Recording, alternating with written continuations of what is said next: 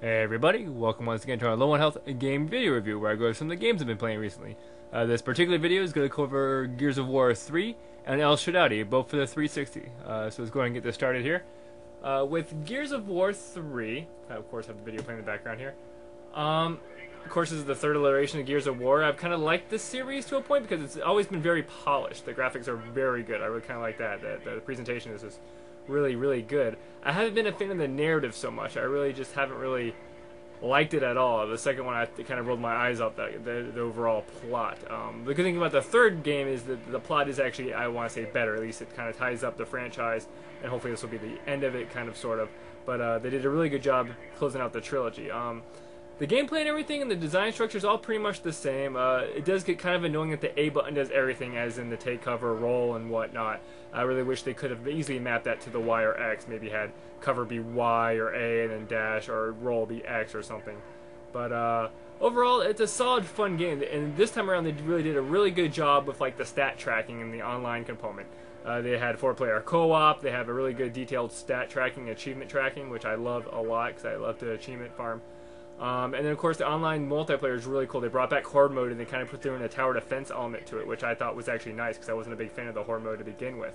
But having the tower defense was really fun. And then, of course, the beast mode, where you play as the horde going against the people themselves, the cog. I really like that mode that much, probably the most out of all the different modes, because it was just fun to actually play as the horde and kind of just go around as a corpse or a Serapean and kind of just tear it up. I really like that mode probably the most out of all the extra stuff they added.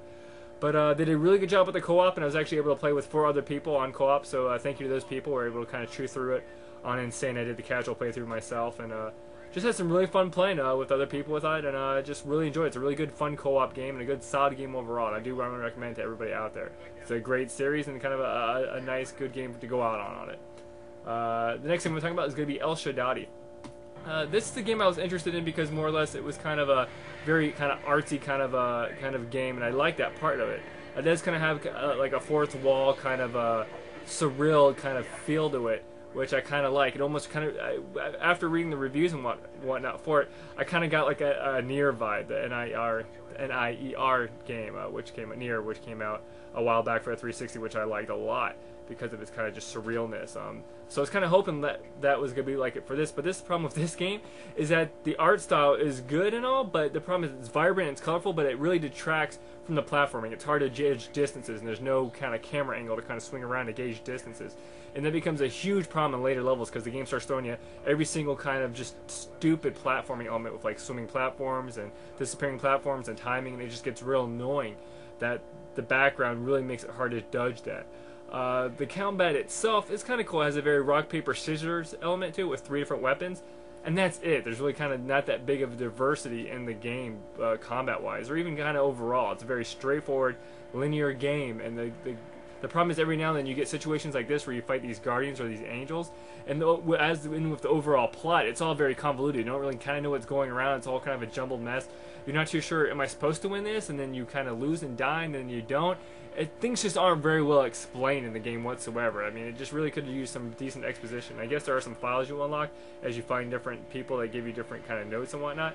But this game is just a severe disappointment. I mean, it's one of those kind of nice artsy games where it's very much super style with very little substance.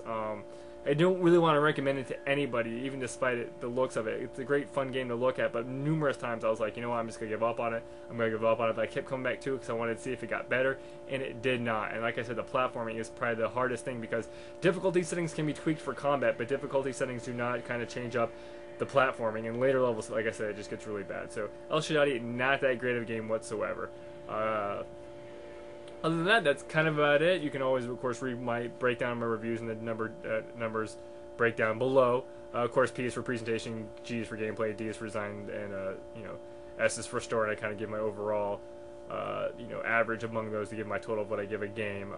So, in which case, actually, recently I've been playing the past 3 reviews. I think I've had probably the 3 worst games I've played this year, which is going to be El Shaddai, Hawks 2, and Child of Eden. Those have kind of been 3 games I've been really disappointed with this year.